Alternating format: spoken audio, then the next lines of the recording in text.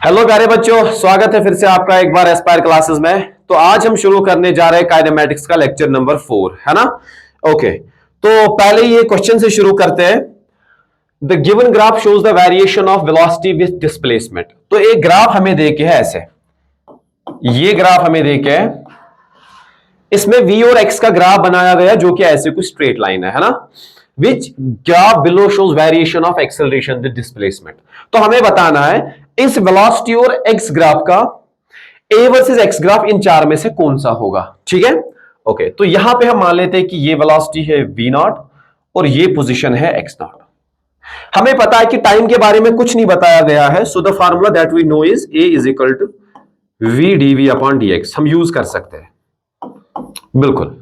अब देखो यहां पे dv बाई dx, अगर मैं इस वाले की इक्वेशन लिखूं, मैं लिख सकता हूं पहले इसका स्लोप कितना होगा। इसका स्लोप होगा माइनस v0 अपॉन x0। अगर vx ग्राफ का मैं स्लोप देखूं, क्योंकि देखो इसका जो एंगल बन रहा है वो तो ऑब्ट्यूज बन रहा है ना, तो इसका जो स्लोप है that's minus v0 upon x। अब अगर मैं इसकी इक्वेशन देखूं, by y is equal to mx plus c, ऐसे ही लिखते हैं इक्वेशन ऑफ स्ट्रेट लाइन। तो y के रेस्पेक्ट में v आएगा और हमारा जो स्लोप है that is minus v0 upon x0, these are constants, और x की डायरेक्शन में तो x ही है, प्लस c होता है अपना y इंटरसेप्ट जो कि v0 के बराबर है ऐसे। अब देखो, अब मुझे यहां पे चाहिए पहले dv बाई dx। मैं देखता हूं dv बाई dx का वैल्यू क्या आएगा। अब मुझे v as a function of x तो पता है, अरे उधर से v as a function of x मुझे पता है। जब मैं उसको डिफरेंशिएट करूंगा तो क्या आएगा, माइनस v0 अपॉन x0, बिल्कुल, और साथ में dx अपॉन dx तो 1 plus differentiation of v0। v0 is nothing, it's initial velocity at x is equal to 0, तो ये तो एक कांस्टेंट ही हुआ। इंप्लाइज जो dv अपॉन dx आएगा, dv अपॉन dx का जो वैल्यू आएगा वो आएगा मेरा माइनस v0 अपॉन x0 ऐसे। अब देखो यहां एक्सेलरेशन का जो फार्मूला बनेगा, एक्सेलरेशन का फार्मूला बनेगा v का वैल्यू देखो minus v0 x upon x0 plus v0, इसको किसके साथ मल्टीपल किया गया है, इसको मल्टीपल किया गया है dv बाई dx जो कि माइनस v0 अपॉन x0 है। इंप्लाइज जो एक्सेलरेशन यहां से निकल आएगी, एक्सेलरेशन यहां से कितनी निकल आएगी, इसको मल्टीपल करोगे तो बनेगा v0 अपॉन x0, माइनस और माइनस प्लस हो जाएगा, तो ये स्क्वायर इनटू x तो है ही, माइनस v0 स्क्वायर x ऐसे, माइनस v0 स्क्वायर x0 ऐसे। इसको मैंने ऐसे मल्टीपल किया। अब देखो this equation is equation of A straight line. यहां देखो ये v0 और x0 स्क्वायर जो है ये तो कांस्टेंट हुआ, ये v0 स्क्वायर अपॉन x0 भी क्या हुआ, कांस्टेंट, क्योंकि ये हमें शुरुआत में ये कांस्टेंट्स देखे थे ऐसे, इनिशियल और फाइनल कंडीशन। अब x को यहां पावर 1 और यहां a को पावर 1, तो हमें समझ में आया ये एक स्ट्रेट लाइन है। अब ये स्ट्रेट लाइन है, इसका कोएफिशिएंट देखो, इसका कोएफिशिएंट जो है वो पॉजिटिव है, मतलब इसका स्लोप क्या है, पॉजिटिव। अगर मुझे इसका ग्राफ बनाना होगा तो कैसे बनाऊं, ये हमारा हुआ a और ये हुआ x। नाउ बच्चे जब x को आप 0 वैल्यू दोगे तो a की वैल्यू क्या आएगी, minus v0 square upon x0। तो ये ग्राफ कुछ यहां से शुरू होगा, यहां से, और इसकी जो वैल्यू होगी वो होगी minus v0 square upon x0। अब देखो x स्क्वायर का कोएफिशिएंट क्या है, पॉजिटिव या नेगेटिव, x स्क्वायर का कोएफिशिएंट है पॉजिटिव, तो ये कौन सा एंगल बनाएगा, एक्यूट एंगल बनाएगा, है ना। तो ये वो आ गई वो x0 वाली पोजीशन। तो इसका ग्राफ जो है, हाँ, option number A is correct. तो ये ऐसा ग्राफ है, a is equal to v dv by dx के फॉर्मेट पे बेस्ड है। यहां टाइम के बारे में कुछ नहीं पता, तो हमें v as a function of x देके था, इसका ग्राफ हमें देके था, तो हमें a as a function of x का ग्राफ चाहिए था। ओके, तो आगे चलते हैं, ये वाला, हाँ। Among the following graphs there is only one graph for which average velocity over the time interval 0 to t can vanish for suitably chosen t. Which one is it? तो बात को समझे, हमें 4 xt ग्राफ देके है ऐसे, और ये बोला गया 0 सेकंड से लेकर t सेकंड्स तक, 0 सेकंड से लेकर t सेकंड्स तक किसी एक ग्राफ में एवरेज वेलोसिटी 0 हो जाती है, तो वो ग्राफ कौन सा है। पहले ये देखो एवरेज वेलोसिटी होती क्या है। अगर मैं एवरेज वेलोसिटी का मैग्नीट्यूड देखूं, वो होता है फाइनल पोजीशन, मतलब फाइनल पोजीशन एट, अगर मेरा टाइम t है, minus initial position at t is equal to 0 second divided by हमारा फाइनल टाइम t माइनस 0। देखो t माइनस 0 तो 0 नहीं हो सकता, ये तो फिक्स हो गया। तो कहने का मतलब हमारी एवरेज वेलोसिटी जो है वो तब 0 होगी, ये तब 0 होगी जब पोजीशन टाइम t पर बराबर होगी पोजीशन एट 0 सेकेंड्स। मतलब उस ग्राफ में 0 से लेकर कैपिटल टी तक एवरेज वेलोसिटी 0 हो जाएगी। वैनिश का मतलब होता है कि 0 होना, तो उस वाले में 0 हो सकती है जहां x is equal to t पे, और x इज इक्वल टू जहां टाइम t पर और टाइम 0 सेकेंड पर पोजीशन जो कि x है वो सेम आ जाए। तो किस ग्राफ में आ सकता है? देखो यहां t is equal to 0 second पे ये पोजीशन, अगर मैं देखूं कभी ये पोजीशन आ सकती है क्या? No, this is not possible, graph यहां आया ही नहीं, तो दिस इज नॉट पॉसिबल। यहां देखो t इज इक्वल टू 0 पे ये पोजीशन, तो ये तो t इज इक्वल टू 0 पे ये पोजीशन। अब कुछ टाइम बाद हमने ग्राफ को ऐसे लिया, ऐसे ऐसे, तो यहां तो सेम पोजीशन आ गई ना। अगर मैं इसको कैपिटल टी बोलूं तो यहां से लेकर 0 सेकंड से लेकर कैपिटल टी तक अगर देखा जाए, यहां पोजीशन जो है वो है सेम, तो इसमें चेंज इन एक्स आया कितना? यहां से लेकर यहां तक 0, तो इस केस में जो एवरेज है वो 0 हो सकता है, तो इसमें ये पॉसिबल है। अब इसमें देखो इनिशियल पोजीशन इज दिस, क्या ये पोजीशन फिर से कभी आई है? नो, तो इसमें भी पॉसिबल। इसमें देखो इनिशियल पोजीशन क्या है ये, तो क्या ये पोजीशन फिर से कभी आई? नहीं, क्योंकि हमारा ग्राफ तो इधर गया, सो this is not possible, this is possible, है ना? ठीक है, तो कॉन्सेप्ट की तरफ आपको ध्यान देना है। आगे चलते हैं। ये अब देखो the acceleration versus time graph of a particle is shown. तो एक्सेलरेशन वर्सेस टाइम ग्राफ आपको देके है, the respective VT graph of the particle is. तो वीटी ग्राफ कैसा होगा? मेरी बात गौर से सुनो। अगर एटी ग्राफ हमने लास्ट लेक्चर्स में किया, अगर एटी ग्राफ का स्लोप, सॉरी, अगर AT graph is parallel to horizontal axis, parallel to horizontal axis, तो इसका वीटी ग्राफ फिर क्या होता है? वीटी ग्राफ होता है स्ट्रेट लाइन। हमने किया है, ये बातें हमने की है, VT graph is straight line. अगर वीटी ग्राफ स्ट्रेट लाइन, तो एक्सटी ग्राफ क्या होता है? पैराबोलिक। ये तो जैकपॉट है, दिस इज जैकपॉट, इसको याद रख लो अभी से। तो VT graph is a straight line, ठीक है। और एक्सटी ग्राफ क्या होगा? जो एक्सटी ग्राफ होगा, एक्सटी ग्राफ होगा पैराबोलिक, एक्सटी ग्राफ होगा पैराबोलिक। ये तो बात को समझो। अगर मेरा एटी ग्राफ कुछ ऐसे है, अगर ये एटी ग्राफ, अगर एटी ग्राफ कुछ ऐसे पैरेलल है, यही तो मैंने बोला AT graph is parallel to horizontal axis, तो फिर जो वीटी ग्राफ होगा, तो वीटी ग्राफ कैसा होगा? अब वो कहां से शुरू हुआ वो हम बात नहीं करेंगे, तो ये वीटी ग्राफ जो होगा ये स्ट्रेट लाइन होगा ऐसे।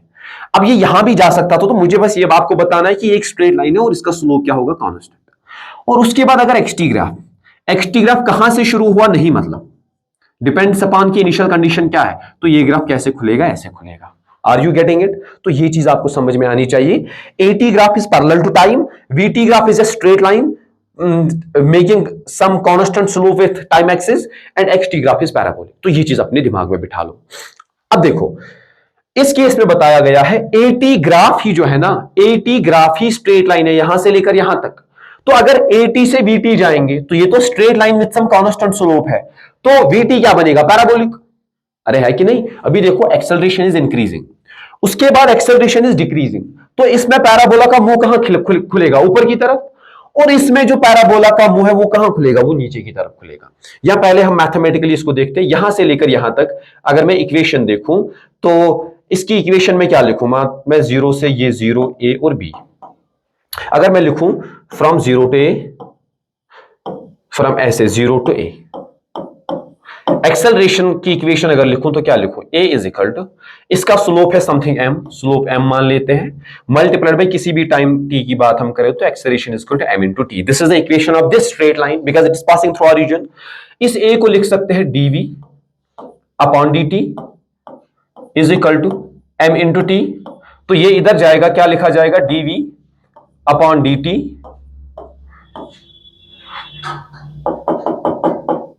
तो ये जाएगा इधर, ये dt इधर जाएगा तो ये बनेगा mt dt। Now we can integrate. अगर यहां मैं इंटीग्रेट करूं, यहां इंटीग्रेट करने का मतलब आप 0 से t करोगे, 0 से लेकर t टाइम तक। लेकिन अब आपको नहीं पता कि t इज इक्वल टू 0 पे रफ्तार क्या थी। अब क्वेश्चन में भी मेंशन नहीं है, लेकिन आपके ग्राफ सारे ऑरिजिन से शुरू हो रहे हैं, तो आप मान सकते हो कि इनिशियल वेलोसिटी इज 0, जबकि इसके बारे में हम नहीं बता सकते रियलिटी में। तो t और यहां v, तो v की जो इक्वेशन आई, जो यहां v की इक्वेशन आई, v की इक्वेशन क्या आई, वो आई mt²/2। अब देखो ये तो एक पैराबोला है ना, v को रेज पावर 1, t को स्क्वायर, और इसके सामने जो लगा है वो तो एक पॉजिटिव कांस्टेंट है ना, क्योंकि यहां से लेकर यहां तक ग्राफ का जो स्लोप था वो पॉजिटिव था, तो उससे ये m खुद ब खुद पॉजिटिव हुआ। तो ये vt ग्राफ होगा कैसा, तो अगर मैं इसका पहला सेगमेंट बनाऊं तो इसका पहला सेगमेंट होगा इधर ऐसे। अब अगर इस ग्राफ में देखोगे, इसमें तो ये ऐसे खुला, ये तो मुमकिन है ही नहीं, इसमें भी ऐसे खुला, ये तो मुमकिन है ही नहीं, ये तो कतई हो ही नहीं सकता। तो मुझे डायरेक्ट समझ में आया कि इसका ये आंसर है। लेकिन अब ये दूसरा ग्राफ ऐसा क्यों बना, सुनो, इसका दूसरा ग्राफ ऐसा क्यों बना, यहां से लेकर यहां तक जो है, जो एक्सेलरेशन है वो बढ़ी, मतलब यहां से लेकर यहां तक जो वेलोसिटी है वो भी बढ़ी, वो भी। अब यहां आगे जो एक्सेलरेशन है वो कम तो हुई, लेकिन अभी भी पॉजिटिव है। बात को समझो, यहां से लेकर यहां तक एक्सेलरेशन बढ़ी तो रफ्तार बढ़ेगी, इवन बहुत तेजी से बढ़ेगी, यहां से लेकर यहां से लेकर यहां बहुत तेजी से बढ़ेगी। अब जब यहां से यहां आएंगे, एक्सेलरेशन तो घटी, लेकिन एक्सेलरेशन है पॉजिटिव, तो यहां से लेकर यहां तक जो है रफ्तार फिर से बढ़ी, तो मैक्सिमम कहां मिलेगी, मैक्सिमम मिलेगी इधर। लेकिन जो बढ़ने की रफ्तार है यहां से लेकर यहां तक वो धीरे धीरे बढ़ेगी, क्योंकि एक्सेलरेशन जो है वो कम हो रही है। तो ऐसे आप समझ सकते हो, या ऐसे समझ सकते हो कि अगर इसका मुंह ऊपर की तरफ खुलेगा, क्योंकि इसका स्लोप पॉजिटिव, तो इसका स्लोप क्या है, नेगेटिव, इसका स्लोप नेगेटिव, तो इसका मुंह किधर को खुलेगा, ऐसे खुलेगा, है ना। और यहां आपने मैक्सिमम वेलोसिटी अटेन की होगी, इसके बाद क्या होगा, इसके बाद हमें ग्राफ के बारे में कुछ नहीं पता, तो हम ये कह सकते हैं कि पहले जो रफ्तार है, सुनो, पहले जो रफ्तार है वो बहुत तेजी से बढ़ी, बिल्कुल। अब जब यहां ये वाला पॉइंट, अब यहां एक्सेलरेशन जो है वो घटने लगी, लेकिन रफ्तार को वो बढ़ाएगा, पक्का बिल्कुल बढ़ाएगा, क्योंकि एक्सेलरेशन तो पॉजिटिव है ना भाई। अरे एक्सेलरेशन अगर घट रही है लेकिन है तो पॉजिटिव। अब देखो ये इसका स्लोप अगर नेगेटिव है, हमें तो पता है कि वो पैराबोला होगा, इसका भी वीटी ग्राफ पैराबोला, लेकिन इसका मुंह ऊपर की तरफ खुलेगा और इसका कहां खुलेगा, नीचे की तरफ, तो ये ग्राफ फाइनली बनेगा, फाइनली कुछ ऐसा बनेगा। तो this is the correct answer. तो यहां आ गई होगी maximum velocity. Another thing that you can do is, आप फिर से इसकी इक्वेशन जब लिखोगे ना, तो वहां इसके स्लोप में माइनस आएगा, फिर टी स्क्वायर का कोएफिशिएंट माइनस आएगा, आपको खुद पता चलेगा कि हाँ कि ये रियलिटी में ऐसे आ जाता। सो this is a very very good question, mathematically भी और कॉन्सेप्चुअली भी। ओके, और एक क्वेश्चन, इसमें क्या बताया गया है, position x of a particle in a straight line motion is given by x is equal to this. तो एक पार्टिकल स्ट्रेट लाइन में जा रहा है और उसकी जो पोजीशन है वो टाइम के साथ कैसे चेंज हुई, that is 2 + 10t - 5t²। Okay, it's velocity as a function of time is given by. तो velocity as a function of time क्या होगा, अगर आप दिमाग लगाओगे, ये तो एक पैराबोलिक ग्राफ है, अगर ये पहला पैराबोलिक ग्राफ है, इसको डिफरेंशिएट करके आपको वेलोसिटी और टाइम का ग्राफ मिलेगा, और वो एक स्ट्रेट लाइन होगी, उसको और एक बार डिफरेंशिएट करोगे आपको एक्सेलरेशन मिलेगी, और वो पैरेलल होगी टाइम एक्सिस के, है ना। तो आप बिल्कुल कन्वेंशनली इसको करो, सर v को हम लिख सकते हैं dx/dt, बिल्कुल लिख सकते हैं dx/dt।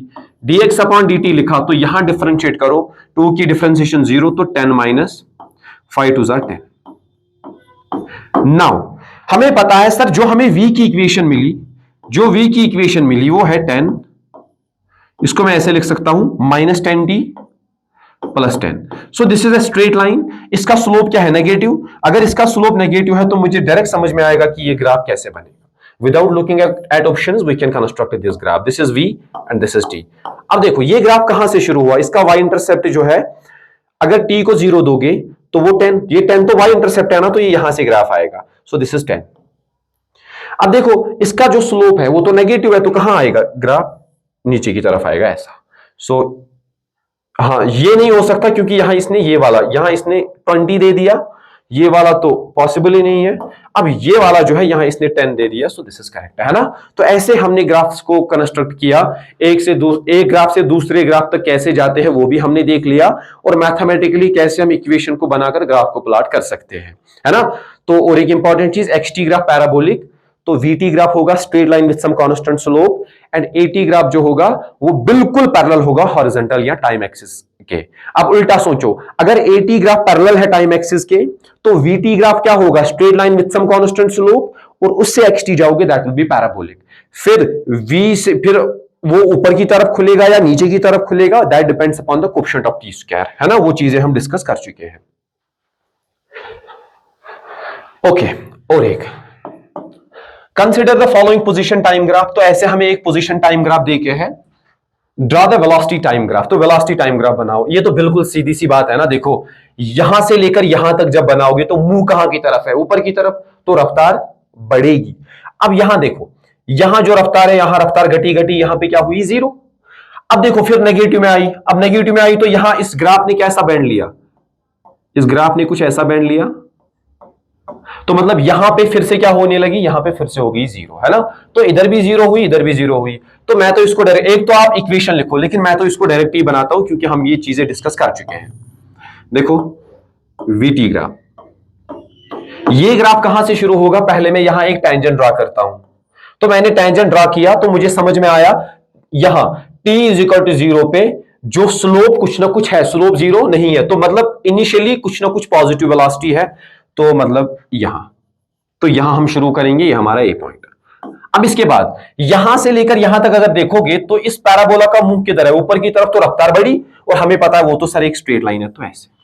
अब उसके बाद क्या हुआ, उसके बाद मुंह नीचे की तरफ आया तो रफ्तार घटी घटी घटी घटी, यहां पे रफ्तार क्या हुई, 0, तो घटी घटी, ठीक है, तो 0 हो गई, तो ऐसे, तो यहां पे 0 हो गई। अब 0 हो गई, उसके बाद देखो, उसके बाद क्या हुआ, अब 0 तो हो गई, उसके बाद ये फिर से नेगेटिव में, यहां रफ्तार 0। अब देखो यहां पे स्लोप क्या है, नेगेटिव, अरे इस साइड तो वेलोसिटी पॉजिटिव, इस साइड नेगेटिव, इस पॉजिटिव, यहां 0 और यहां नेगेटिव, तो ये ग्राफ यहां तक है, तो कहां तक आएगा, ये थोड़ा नीचे आएगा।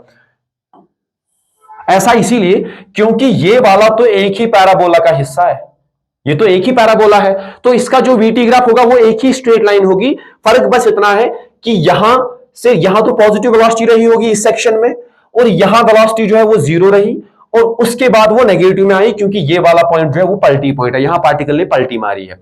अब उसके बाद क्या हुआ, अब यहां से अगर देखोगे, ये ऐसे जो इसका है मुंह कहां की तरफ खुल रहा है, ऊपर की तरफ खुल रहा है, मतलब अब ये जो है ना नेगेटिव में वेलोसिटी जो है, अगर ये थी -10, अब हो जाएगी -8, -5, -3, -2, -1 और 0, क्योंकि फाइनली वेलोसिटी क्या हो जाती है, फिर से 0। अब इसका मुंह कहां खुला, ऊपर की तरफ खुला, तो नेगेटिव से जो है वो कुछ ऐसे जाएगी, मतलब अगर पहले था -10, फिर -8, फिर -4, अल्टीमेटली इसको 0 होना है, तो ये।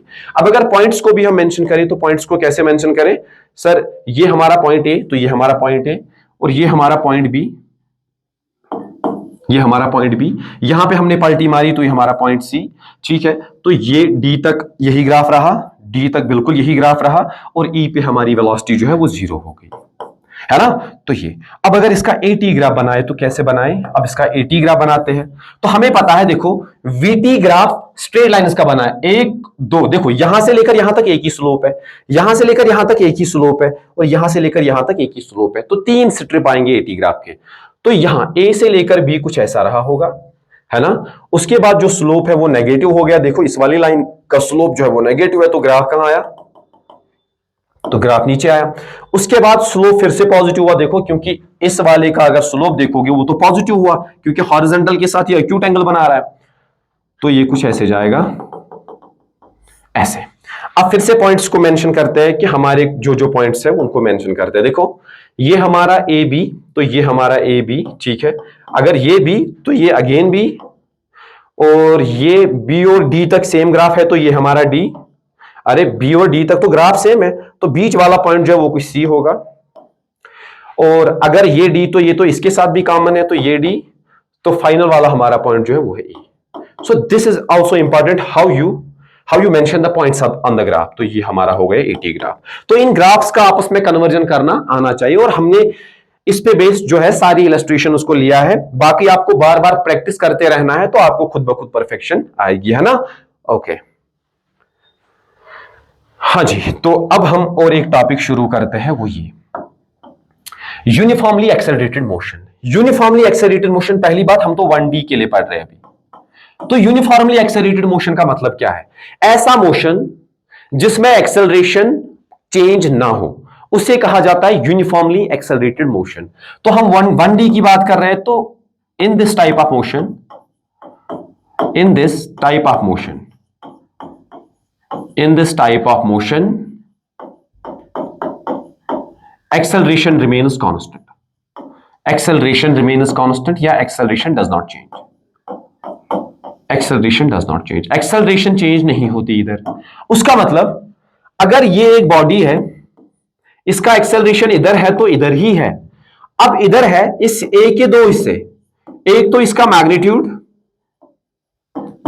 एक इसका मैग्नीट्यूड, दूसरा इसकी जो डायरेक्शन है, दिशा, डायरेक्शन डज नॉट चेंज, इसकी डायरेक्शन चेंज नहीं होगी, इसकी जो डायरेक्शन है वो चेंज नहीं होगी, और मैग्नीट्यूड भी क्या रहेगा, same, magnitude can not change. तो 1D में यही चीज का ख्याल रखना है आपको। अगर गाड़ी आगे जा रही है ना, अगर गाड़ी आगे चलती है तो अगर वो एक्सेलरेट कर रही है और हम पढ़ रहे हैं यूनिफॉर्मली एक्सेलरेटेड मोशन, तो फिर उस एक्सेलरेशन का मैग्नीट्यूड जितना है उतना ही रहेगा, और वो डायरेक्शन फिर चेंज नहीं होगी कुछ इंटरवल के लिए, जिस इंटरवल के लिए हम उसको स्टडी कर रहे हैं। तो ये हो जाता है कि sir this is uniformly accelerated motion, है ना। ओके अब हमें देखना है कि फर्स्ट इक्वेशन ऑफ मोशन, बचपन से आप पढ़ते आए हो तो क्विकली इसको करते हैं। देखो मान लेते हैं कि हमारी ये एक कार आगे चलती है और इनिशियली इसकी जो वेलोसिटी है that is u, t is equal to 0 second पे, t is equal to 0 second पे इसकी इनिशियल वेलोसिटी क्या है u, और इसी टाइम पे इस पे एक्सेलरेशन लगना शुरू हो जाता है ऐसे। तो इस पे एक्सेलरेशन लगा a आगे की तरफ, तो अब कुछ टाइम बाद क्या होगा, कुछ टाइम बाद इसकी वेलोसिटी हुई होगी v, और एक्सेलरेशन अभी भी a ही है क्योंकि वो कांस्टेंट है। तो ये t टाइम की बात है, ये t टाइम की बात है। तो हमें ये चाहिए, फर्स्ट इक्वेशन हमें क्या देता है, ये हमें देता है velocity as a function of time. अब कैसे करें सर, हमें पता है एक्सेलरेशन जो है, एक्सेलरेशन को हम क्या लिखते हैं, वही right, acceleration is equal to dv upon dt, यही तो लिखते हैं। इंप्लाइज एक्सेलरेशन तो कांस्टेंट है तो हम ऐसे लिख सकते हैं sir dv is equal to adt, बिल्कुल लिख सकते हैं। Now what we can do is we can integrate. अगर इंटीग्रेट करें, देखो जब टाइम था जीरो, तो इनिशियल वेलोसिटी क्या थी भाई, इनिशियल वेलोसिटी थी u, और जब टाइम हुआ t सेकेंड्स तब फाइनल वेलोसिटी क्या होगी v। देखो ये और ये कैंसल, तो यहां लिमिट्स आए v minus u is equal to, acceleration integration से बाहर आएगा क्योंकि हम यूनिफॉर्मली एक्सेलरेटेड मोशन डिस्कस कर रहे हैं, तो it's constant in magnitude and direction is not changing at all. तो ये इंटीग्रेशन और डी कैंसल, तो ये बन जाएगा। तो this is first equation of motion. तो फर्स्ट इक्वेशन ऑफ मोशन हमें देता है velocity after time t when it is accelerated bye constant acceleration a। तो ये एक्सेलरेशन क्या होना चाहिए, ये एक्सेलरेशन होना चाहिए constant. So this is first equation. Okay तो की अब और कुछ बातें हम बाद में करेंगे, फर्स्ट इक्वेशन फिलहाल के लिए इतना ही। अब हम देखते हैं सेकंड इक्वेशन को, क्या देखते हैं, हाँ जी। तो सेकंड इक्वेशन आपको क्या बताता है, देखो सेकंड इक्वेशन का ये कहना कि मान लेते हैं कि ये ऑब्जर्वर है, ये हमारा ऑब्जर्वर है, और ये observer t is equal to 0 second पे इसने एक गाड़ी को देखा जिसकी इनिशियल वेलोसिटी है u और उसका एक्सेलरेशन है a, लेकिन इनिशियली वो x नॉट की दूरी पे थी। तो इस ऑब्जर्वर ने t is equal to 0 second पे, t is equal to 0 second पे इसने इस गाड़ी को देखा और क्या बोला, बोला भाई इसकी जो इनिशियल पोजीशन है वो है x नॉट, इनिशियल वेलोसिटी है u, और एक्सेलरेशन जो कांस्टेंट एक्सेलरेशन इस पे लगा दैट इज a। तो कुछ टाइम बाद क्या होगा, कुछ टाइम बाद ये गाड़ी कहां निकल जाएगी, ये इधर तक पहुंच जाएगी ऐसे। अब इसकी वेलोसिटी हो गई भी, बिल्कुल सर, एक्सेलरेशन तो अभी भी है क्योंकि वो कांस्टेंट है, लेकिन टाइम कितना हुआ t सेकेंड्स। अब इसका final coordinate from the origin कितना हुआ x, तो इसने डिस्प्लेसमेंट कितना ट्रैवल किया, अगर मैं बोलूं डिस्प्लेसमेंट ट्रैवल, तो डिस्प्लेसमेंट कितना ट्रैवल किया इसने, that is final position from the origin minus initial position from the, इसको डेल एक्स से रिप्रेजेंट किया जाता है और यही डेल एक्स होता है टोटल डिस्प्लेसमेंट राउंड, जबकि एक्स है फाइनल कोऑर्डिनेट और एक्स नॉट क्या है, इनिशियल कोऑर्डिनेट। अब देखो मुझे पता है फाइनल वेलोसिटी जो अचीव हुई होगी that will B u plus at। At the same time मुझे यह भी पता है v को लिखा जा सकता है dx अपॉन dt।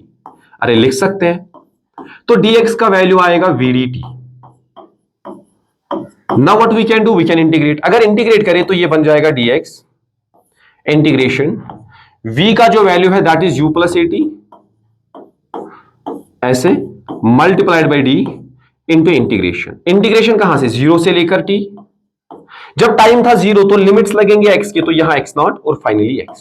अब देखो इसमें क्या क्या कैंसिल होगा, इसमें इंटीग्रेशन और डिफरेंशिएशन इनवर्स प्रोसेस है एक दूसरे के, तो यहां बन जाएगा, अब लिमिट्स दे दो, x का upper limit x, lower limit है x naught is equal to, यहां initial velocity u is constant, dt integration से कैंसिल होके t बन जाएगा, प्लस a तो है ही, इंटीग्रेशन t की बन जाएगी टी स्क्वायर अपॉन 2।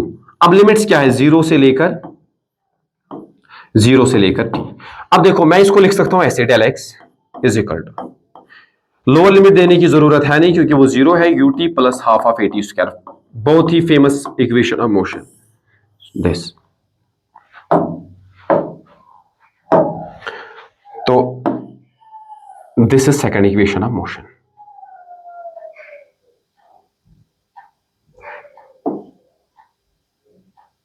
अब बच्चे इसमें जो काम की बात है वो ये कि डेल एक्स जो है ना, डेल एक्स आपको बताता है कि आप टोटल कितना चले हो, लेकिन अगर कभी कभार मैं आपसे पूछूं what is the final position of the body, अगर मैं आपसे पूछूं फाइनल पोजीशन ऑफ बॉडी क्या होगी after time T, final position of body after time T, after T time, उसको लिखा जाएगा, देखो डेल एक्स को क्या लिखे, एक्स, ये है ना एक्स माइनस एक्स नॉट, तो एक्स नॉट किधर चला जाएगा, is equal to x naught plus ut plus half of at square. तो ऐसे भी इसको लिखा जा सकता है। और एक चीज, ये ग्राफ कैसा होगा, पैराबोलिक। अरे अभी अभी तो हम पढ़ चुके हैं कि ऐसे ग्राफ जहां t को स्क्वायर x को 1, ये क्या होते हैं, पैराबोलिक। अब इनका मुंह ऊपर की तरफ खुलेगा या नीचे की तरफ खुलेगा उसका फैसला करता है ये a। अगर a पॉजिटिव हुआ तो मुंह ऊपर की तरफ खुलेगा, अगर a नेगेटिव हुआ तो नीचे की तरफ खुलेगा। इन ए सिमिलर वे जो हमने v equal to u plus at equation, first equation देखी थी ये वाली, तो इसमें देखो t का जो कोएफिशिएंट है दैट इज 1, सॉरी t का पावर 1, v का भी पावर 1, तो फर्स्ट इक्वेशन जो होगी वो क्या होगी, that will be a straight line. अब ये स्ट्रेट लाइन का स्लोप पॉजिटिव होगा या नेगेटिव होगा, इसका स्लोप पॉजिटिव होगा या नेगेटिव होगा, इसका फैसला भी t का कोएफिशिएंट करेगा जो कि स्लोप होता है ना। अगर a पॉजिटिव तो ऊपर की तरफ, अगर a नेगेटिव तो नीचे की तरफ। तो ये चीज हमें समझ में आ जानी चाहिए। ओके, तो ये हमारी सेकंड इक्वेशन हो गई। पहले हम इक्वेशन को प्रूव करते हैं, इसके बाद हम देखेंगे इस पे जो भी हमारे सवाल बन सकते हैं। तो दिस इज सेकंड इक्वेशन। हाँ जी, थर्ड इक्वेशन। तो थर्ड इक्वेशन है क्या, third equation it is time independent equation. इसमें आपको समय नहीं दिखेगा, टाइम इंडिपेंडेंट, ये वाली जो है ये है टाइम इंडिपेंडेंट इक्वेशन। अब याद करो मैंने ये आपको पढ़ाया था a is equal to v d v upon d x, ये मैंने आपको पढ़ाया था। तो इसमें करना क्या है, आप ऐसे करो v d v is equal to a d x. अब फिर से इसको इंटीग्रेट करो, जब इंटीग्रेट करोगे, जब x था 0 इनिशियल वेलोसिटी हमारी होती थी u, क्योंकि यहां v के लिमिट्स लगेंगे। जब हमारी पोजीशन हो गई let's suppose x, final position जो हमारी है x, तो यहां पे हमारी वेलोसिटी क्या हो गई v, इंटीग्रेशन v क्या हो जाएगा, v square upon 2 is equal to, ये a बाहर आएगा तो इंटीग्रेशन dx, तो ये और ये कैंसिल, तो लिमिट्स क्या लगेंगे, x नॉट से लेकर x, तो यहां लिमिट्स किसके लगेंगे, u से लेकर v। अब लिमिट्स दे दो तो ये बन जाएगा v square minus u square is equal to 2 इधर, तो 2a, इसके लिमिट्स आएंगे x minus x naught that is del x. So this is the relationship between velocity and displacement. तो ये है फाइनल वेलोसिटी, ये है इनिशियल वेलोसिटी। अब देखो इनिशियल वेलोसिटी और फाइनल वेलोसिटी चाहे पॉजिटिव हो या नेगेटिव हो, इनको स्क्वायर होना है तो ये क्वांटिटी हमेशा आपको पॉजिटिव मिलेगी, ये क्वांटिटी भी हमेशा आपको पॉजिटिव मिलेगी। अब देखो अगर एक्सेलरेशन पीछे की तरफ और डिस्प्लेसमेंट आगे की तरफ, तो इन दोनों में से एक को तो नेगेटिव लेना पड़ेगा ना, तो ये पॉजिटिव होगा नेगेटिव होगा, डिपेंड्स की एक्सेलरेशन और डिस्प्लेसमेंट सेम डायरेक्शन में है कि अपोजिट डायरेक्शन में एक दूसरे के, है ना। ओके, तो ये मैं आपको बताऊं, अगर एक बॉडी की इनिशियल वेलोसिटी है ऐसे u और हमने उसको ऐसे एक्सेलरेट कराया आगे की तरफ, तो इसकी जो स्पीड है वो बढ़ेगी। क्यों? क्योंकि जिस डायरेक्शन में ये इनिशियली जा रही थी उसी डायरेक्शन में इसको घसीटा गया, तो इसकी जो स्पीड है वो बढ़ेगी। तो ये चीज आपको ख्याल रखनी है। जब बढ़ेगी तो a डेल एक्स क्या होगा, a डेल एक्स आएगा हमारा पॉजिटिव। ये दूसरा केस, अब अगर इनिशियल वेलोसिटी इधर और एक्सेलरेशन इधर, मतलब ये जा रही थी बॉडी आगे और इसको घसीटा गया पीछे की तरफ, तो ये स्पीड डाउन हो जाएगी, दिस विल स्पीड डाउन। हाँ ठीक है, ये स्पीड डाउन तो होगी लेकिन पहले आगे जाएगी, जब आगे जाएगी तो डिस्प्लेसमेंट कुछ तो आएगा, मतलब धीरे धीरे धीरे धीरे धीरे धीरे फाइनल वेलोसिटी इसकी क्या बन जाएगी, किसी एक पॉइंट पे फाइनल वेलोसिटी क्या बन जाएगी, 0। लेकिन एक्सेलरेशन किधर लगा, पीछे की तरफ ही, जब एक्सेलरेशन पीछे की तरफ ही लगा तो फिर ये पलटी मार के वापस आ जाएगी। तो इसमें क्या है, इसमें पलटी पॉसिबल। जब एक्सेलरेशन और इनिशियल वेलोसिटी एक दूसरे के अपोजिट हो, then particle turns back after travelling some distance, है ना। तो ये इसमें पलटी पॉसिबल है। इसमें देखो भाई, अगर u को पॉजिटिव लोगे तो a को क्या लेना पड़ेगा, a को खुद ब खुद नेगेटिव लेना पड़ेगा, है ना। तो तब जाके ये प्रोडक्ट आपको क्या मिलेगा, नेगेटिव, और इस केस में आपको इसका क्या मिलेगा, पॉजिटिव ही मिलेगा, है ना। तो हम ये कह सकते हैं बॉडी स्पीड्स अप, एक बॉडी तब स्पीड अप करती है, speeds up when acceleration and initial velocity, या सीधा वेलोसिटी बोलो, initial velocity are in same direction. जब वो सेम डायरेक्शन में हो, जब वो भाई सेम डायरेक्शन में हो, है ना। अगर वो सेम डायरेक्शन में नहीं तो फिर बॉडी की स्पीड जो है डिक्रीज हो जाएगी, है ना। तो ये अगर इनिशियल वेलोसिटी और एक्सेलरेशन सेम डायरेक्शन में हो तब जाके बॉडी की रफ्तार बढ़ती है, और अगर वो एक दूसरे के अपोजिट हो तब जाके वो घटती है। और याद रहे थर्ड इक्वेशन जो है इट्स टाइम इंडिपेंडेंट। तो मैं क्विक रिकैप के लिए तीन की तीन इक्वेशन यहां लिख देता हूं। तो मैं ऐसे लिख सकता हूं sir, v is equal to you plus A T, it's a straight line graph, और एक del x is equal to U T plus half of A T square, del x is the total displacement राउट। अगर ऐसे लिखूं final position is equal to, फिर X naught इधर आएगा, initial position plus ut plus half of A T square. तो ये तीनों की तीन इक्वेशन में समय आपको दिख रहा है, टाइम दिख रहा है, लेकिन जो थर्ड इक्वेशन हमने लिखी v square minus u square is equal to 2a del x, इसमें एक चीज का ख्याल रखना है, v और u स्क्वायर करके हमेशा पॉजिटिव आएंगे, लेकिन ये चीज कभी पॉजिटिव कभी नेगेटिव, क्योंकि हम 1D पढ़ रहे हैं। तब ये पॉजिटिव जब ये दो सेम डायरेक्शन में, तब ये नेगेटिव जब ये एक दूसरे के अपोजिट में लगने लगे। ओके हाँ जी, distance travelled in nth second. Distance travelled in nth second क्या होता है, लेट मी टेल यू। यहां पे ऐसे गाड़ी चलती है, तो जब गाड़ी चली मान लेते हैं कि 10 सेकंड के लिए, t is equal to 10 second के लिए चली ऐसे, तो कुछ तो इसने डिस्टेंस ट्रैवल की, ऐसे हम मान लेते हैं कि ये है टोटल डिस्टेंस। आप डेल एक्स बोलो या एस बोलो, दिस इज टोटल डिस्टेंस। तो पहले सेकंड के लिए हमारा जो पहला सेकंड है, पहला सेकंड हमारा कब शुरू होता है, 0 सेकंड से लेकर 1 सेकंड तक, सीधी सी बात है। अगर मैं बोलूं दूसरा सेकंड कब शुरू होता है, सेकंड मतलब दूसरा सेकंड तब शुरू होगा जब पहला सेकंड खत्म हुआ होगा 2 सेकंड। मेरी बात समझ आई। तो हमारा दूसरा सेकंड कब शुरू होता है, 1 सेकंड के खत्म होने पर और जस्ट 2 सेकंड पर तक पहुंचने पर। ऐसे ही अगर मैं बोलूं तीसरा से, अब मैं बोलूं 6th सेकंड, जब 6th सेकंड की बात आएगी तो 6th सेकंड के लिए बोला जाएगा ये हमारा शुरू होगा 5th सेकंड से लेकर 6th सेकंड। अगर मैं बोलूं nth सेकंड, हमारा जो nth सेकंड होगा वो कब शुरू होगा, वो n से एक पहले n-1 सेकंड से लेकर n सेकंड तक, दिस विल बी हमारा nth सेकंड। तो बेसिकली अगर इसी 1 सेकंड में मैं देखूं बॉडी ने कितनी डिस्प्लेसमेंट ट्रैवल की, उसे कहा जाता है डिस्प्लेसमेंट या डिस्टेंस ट्रैवल्ड। डिस्प्लेसमेंट लिखना चाहिए था, displacement to be more specific.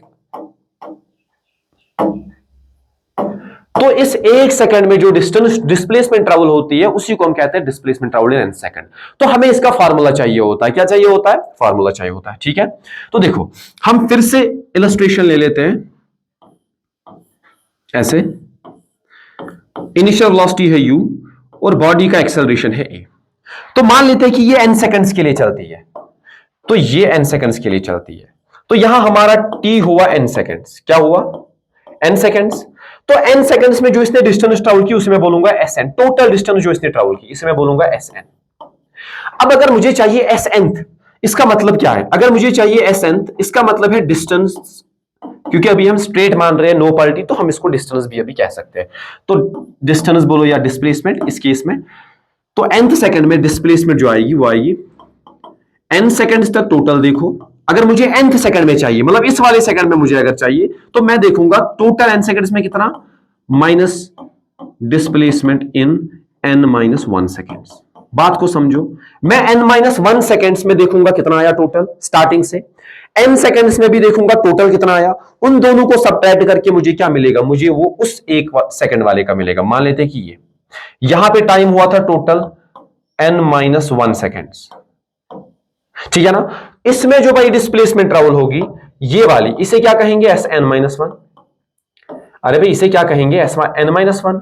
तो फिर ये वाली जो बची इसे कहते हैं Sn, इनके बीच जो बची इसे कहते हैं Sn, मतलब लास्ट वाले सेकंड में जो इसने डिस्टेंस ट्रैवल की। अब हमें पता है सर अगर हमें Snth चाहिए तो मैं लिख सकता हूं टोटल n सेकंड्स में कितना ट्रैवल किया माइनस उससे पहले वाले एक सेकंड तक पूरा पूरा जो इसने ट्रैवल किया Sn-1 वो माइनस करके। अब हमें पता है by second equation Sn is equal to ut plus t के बदले क्या लिखूं, n की बात करें तो un plus a/2 2n-1। In a similar way अगर n-1 सेकंड तक टोटल देखूं तो क्या आएगा u t आता, लेकिन t के बदले क्या आएगा n-1, क्योंकि पूरा n-1 सेकंड के लिए आप देख रहे हो, प्लस a/2 और टाइम जो आएगा, यहां हमने थोड़ी गलती कर दी, हाँ जी। तो जब n सेकंड के लिए लिखा था तो लिखना चाहिए था ut plus half of at square, तो a/2 at स्क्वायर मतलब n स्क्वायर। अभी तो टाइम हमारा n हुआ ना, इन ए सिमिलर वे n-1 के लिए जब लिखा जाएगा तो लिखा जाएगा ut t तो लिख दिया n-1 a/2 into t square,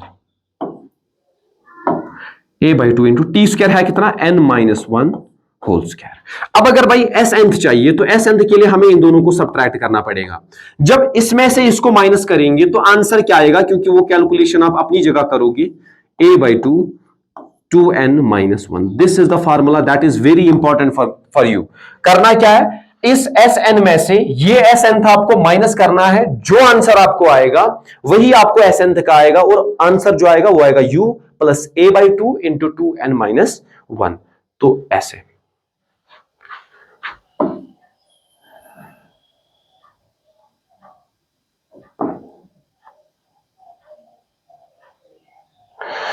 तो ये इक्वेशन हमारे लिए बहुत इंपॉर्टेंट हो जाती है। तो हमने टोटल 4 इक्वेशंस पढ़ी, एक तो first equation, second equation, third equation, and this Snth is very important. तो इसमें क्या देखना है आपको, इसमें आपको देखना है कि इनिशियल वेलोसिटी आपको पता है और आपको एक्सेलरेशन पता है, और अगर मैं पूछूं बताओ 10th सेकंड में कितनी डिस्टेंस ट्रैवल की, तो आप इधर S10th लिखोगे और n के बदले क्या पुट करोगे, 10 पुट करोगे, है ना।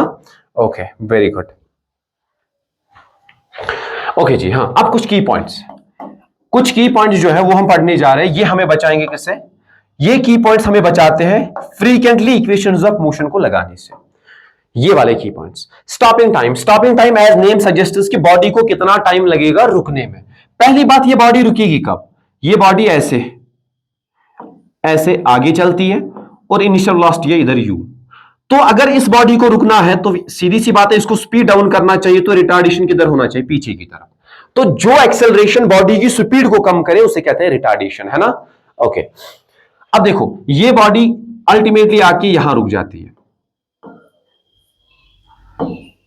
यहां आके रुक जाती है, यहां। तो इसकी फाइनल वेलोसिटी क्या होगी? 0। यहां से लेकर यहां तक जो टाइम लगा उसे हम कहते हैं टी स्टॉप। तो स्टॉपिंग टाइम को हम किससे रिप्रेजेंट करते हैं? इसको टी एस से रिप्रेजेंट करते हैं। तो मैं यूज कर सकता हूं v is equal to you plus A t in order to find stopping time. ऐसे फाइनल वेलोसिटी क्या हो जाएगी? 0। u तो हमारा पॉजिटिव है, क्यों? आगे की तरफ। लेकिन हमारी एक्सेलरेशन जो इसको रिटार्ड कर रही है वो पीछे की तरफ, इसको लिखा जाएगा टी एस। अब बच्चों यहां मैंने साइन कन्वेंशन लिए हैं, तो जो फार्मूला मुझे मिलेगा यहां से एट द एंड, उसमें मुझे साइन कन्वेंशन को कंसिडर नहीं करना होगा, है ना। तो यहां मुझे मिलेगा t s is equal to, ये u इधर आएगा तो u बाई ए। ये बहुत जगह काम आता है ये फार्मूला। स्टॉपिंग टाइम कितना एक बॉडी को लगता है जब उसे कॉन्स्टेंटली रिटार्ड किया जाता है, तो वो कितना लगता है? u बाई ए लगता है। What is u? u is initial velocity. What is a? a is the retardation. तो इसमें आपको अब साइन कन्वेंशन नहीं लगाने। अगर u प्लस दिया है माइनस दिया है तो आप प्लस ही लोगे, a प्लस दिया है माइनस दिया है आप इसको प्लस ही लोगे। इसका कारण यह है कि हमने साइन कन्वेंशन को ऑलरेडी यहां एडजस्ट कर रखा होता है। Now there is one more thing, stopping distance। अरे रुकने से पहले इसने कुछ डिस्टेंस तो ट्रैवल की थी, distance travel before stopping, distance travel before stopping. रुकने से पहले जो बॉडी डिस्टेंस ट्रैवल करती है उसे कहते हैं स्टॉपिंग डिस्टेंस। तो उसको ऐसे ds से हम लिखते हैं, स्टॉपिंग डिस्टेंस। इसका भी जो फार्मूला आएगा वो आपको डायरेक्ट याद रखना होगा। इस केस में अगर मैं बोलूं स्टॉपिंग डिस्टेंस कितनी है, स्टॉपिंग डिस्टेंस है ये, दिस इज ds। अरे भाई यही तो ds है ना, तो ये ds अगर निकालना है हमें तो we can use third equation of motion. Third equation of motion says v square minus u square is equal to 2। Acceleration अगर पीछे की तरफ तो माइनस, डिस्प्लेसमेंट स्टॉपिंग डिस्टेंस आगे की तरफ तो ds। अब देखो रुकने के लिए फाइनल वेलोसिटी क्या होनी चाहिए? 0। अरे 0 होनी चाहिए, 0 square minus u square is equal, ये बन जाएगा माइनस 2ad माइनस 2ads। देखो माइनस और माइनस कैंसल, तो ds की जो वैल्यू मिली हमें, स्टॉपिंग डिस्टेंस की जो वैल्यू आई वो आई u स्क्वायर अपॉन 2a। तो ये वेरी वेरी इंपॉर्टेंट, ये भी आपको डायरेक्ट याद ही रखना है। ये हमेशा आपको इक्वेशन लगाने से बचाएगा। मैं तो कहता हूं काइनेमैटिक्स के मोस्ट ऑफ द क्वेश्चन जो है ना वो इन्हीं दो फार्मूला को बार बार लगाकर हम सॉल्व कर सकते हैं। मोशन अंडर ग्रेविटी इन्हीं दो पे बेस्ड है।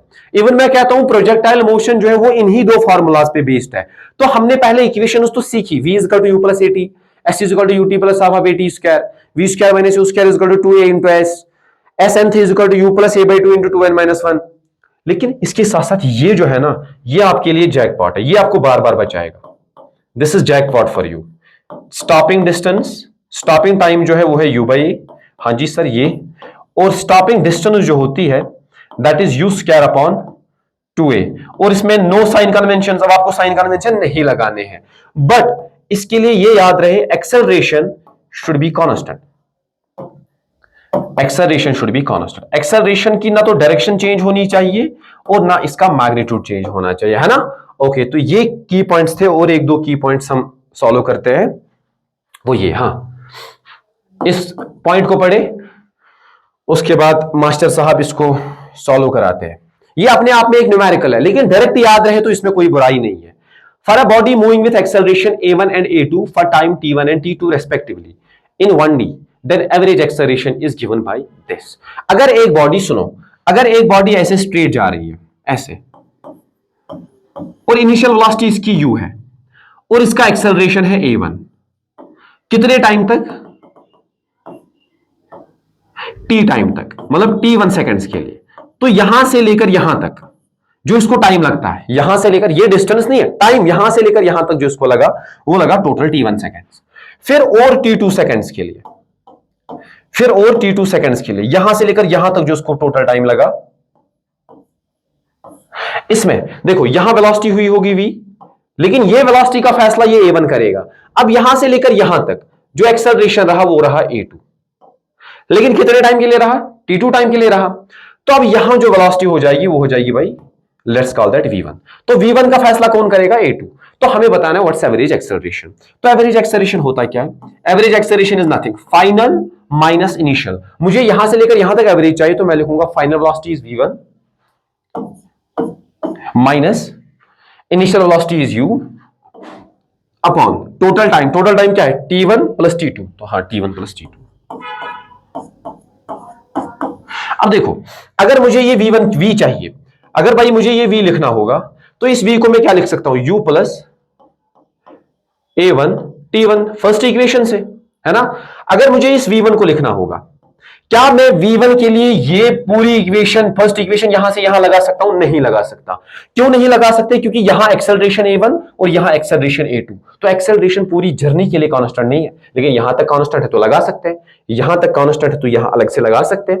तो इसलिए मैं v1 को क्या लिख सकता हूं, मैं v1 को लिख सकता हूं v, क्योंकि इस सेगमेंट के लिए ये तो इनिशियल वेलोसिटी हो जाएगी प्लस a2 t2 इंप्लाइज अगर v1 को लिखा जाए तो क्या लिखा जाएगा, v तो हमें पता है u प्लस a1 t1, अरे भाई है कि नहीं, प्लस साथ में क्या है a2 t2। Now what we can do is, हम यहां पे वैल्यूज पुट करके एवरेज एक्सेलरेशन निकाल सकते हैं। तो v1 है कितना, वहां से देखो u प्लस a1 t1, यहां पे a1 t1 है, दिस इज a1 t1, तो u plus a1 t1 plus a2 t2, है ना, तो लिख दिया, और फिर फार्मूला का minus u upon t1 plus t2। तो यहां एवरेज एक्सेलरेशन का जो हमें वैल्यू मिला वो मिला a1 t1 plus a2 t2 upon t1 plus t2। अब ये कराने का मतलब क्या है, अब ये कराने का मतलब ये है, इस पूरे को हम रिप्लेस कर सकते हैं, इस पूरे सिस्टम को हम किससे रिप्लेस कर सकते हैं, इसका रिप्लेसमेंट मैं बताता हूं आपको। इसका रिप्लेसमेंट, इस पूरे से सिस्टम को रिप्लेस करो, ऐसे मैं बक्से में बना देता हूं इसको। इसका रिप्लेसमेंट है, आप t1 प्लस t2 टाइम के लिए चले, और यहां जो बॉडी है इसको इनिशियल वेलोसिटी है u, अब इसको इस एवरेज एक्सेलरेशन से चलाओ जो कि आप कांस्टेंट है, एवरेज एक्सेलरेशन से चलाओ, तो तब किसी भी टाइम t बाद जो इसकी एक्सेलरेशन वगैरह होगी वो तो यही होगी एवरेज एक्सेलरेशन। अब डिस्टेंस कितनी है ट्रैवल करेगा, फाइनल वेलोसिटी क्या होगी, we can apply these equations, v is equal to u plus at, in a similar way we can apply s is equal to ut plus half of at square, लगा सकते हैं। लेकिन यहां acceleration के बदले इस एवरेज एक्सेलरेशन को लिखना होगा। तो अगर दो सेगमेंट्स में एक्सेलरेशन है और आपसे पूछा है बताओ फाइनल वेलोसिटी एंड पे क्या होगी, तो आप एवरेज एक्सेलरेशन ले लो और फिर उसको एज्यूम करो कि आप जैसे ही कि यूनिफॉर्मली एक्सेलरेटेड मोशन ही है, क्योंकि ये एवरेज अब थोड़ी चेंज होगा। तो इसलिए ये पॉइंट डायरेक्ट याद रहे, इसमें कोई बुराई नहीं है, क्योंकि हमेशा क्या होता है सवालों में पहले कुछ सेगमेंट के लिए एक्सेलरेशन कुछ, उसके बाद एक्सेलरेशन कुछ और। तो इसीलिए आप क्या काम करो, एवरेज निकालो। जब एवरेज निकाला, अब उस मोशन को रिप्लेस करो किससे, उस मोशन को अब रिप्लेस करो ऐसे एवरेज वाले कॉन्सेप्ट से, और फिर इक्वेशन ऑफ मोशन लगाओ, आपको सारे आंसर आ जाएंगे, है ना। अब ये लास्ट पॉइंट हम डिस्कस करते हैं। हाँ जी, for a body starting from rest, अगर एक बॉडी रेस्ट से शुरू करती है तो 0 सेकेंड विथ कांस्टेंट एक्सेलरेशन, तो एक्सेलरेशन कांस्टेंट है, ठीक है। The displacement traveled in every consecutive seconds are in ratio 1:3:5:7। मतलब अगर बॉडी रेस्ट से शुरू करती है और इसका एक्सेलरेशन कांस्टेंट है, तो पहले सेकंड में अगर मैं बोलूं what is the displacement travelled in first second, तो u तो 0 है, लिखा जाएगा a/2 into 2n-1, तो 2-1। इन अ सिमिलर वे अगर सेकंड की बात करें, दूसरे सेकंड की, तो u तो 0 है, a/2 लिखा जाएगा 2n तो आता है ना, 2n आता है तो 2-4-1। ऐसे ही थर्ड सेकंड के लिए लिखा जाए तो क्या आएगा a/2, फिर तीसरे सेकंड के लिए 2-3-6, तो 6-1। तो अगर मैं बोलूं ये रेशियो क्या आएगा, s first is to s second is to s third, क्या आएगा देखो, ये आएगा, देखो भाई a/2 तो cancel, 2-1 is to 4-1 3 is to 6-1 5। ऐसे ही अगर फोर्थ सेकंड के लिए देखोगे तो 7, ऐसे दिस रेशियो।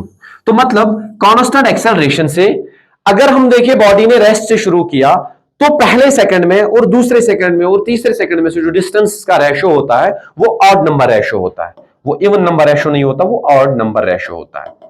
और इसको ऐसे भी कर सकते हैं, अगर मैं बोलूं हाँ, तीसरे सेकंड में बॉडी 500 मीटर चली थी, तो पहले सेकंड में 100 मीटर चली होगी, दूसरे सेकंड में 300 और इसमें 700। तो इस रेशो का कभी कभार यूज लिया जाता है डायरेक्ट क्वेश्चन को सॉल्व करने में। हाँ जी, तो आज का जो लेक्चर है वो हम यही पे एंड करते हैं। तो आप सारे इन कॉन्सेप्ट्स को रिवाइज करोगे। हम कल वाले लेक्चर में फिर से मिलेंगे जहां हम इक्वेशंस बेस्ड जितने भी न्यूमेरिकल्स, अच्छे अच्छे न्यूमेरिकल्स जिनमें आपका कॉन्सेप्ट भी बिल्ड हो जाए, उनको सॉल्व करने की कोशिश करेंगे। तो अभी के लिए लेक्चर को करते हैं and thank you very much.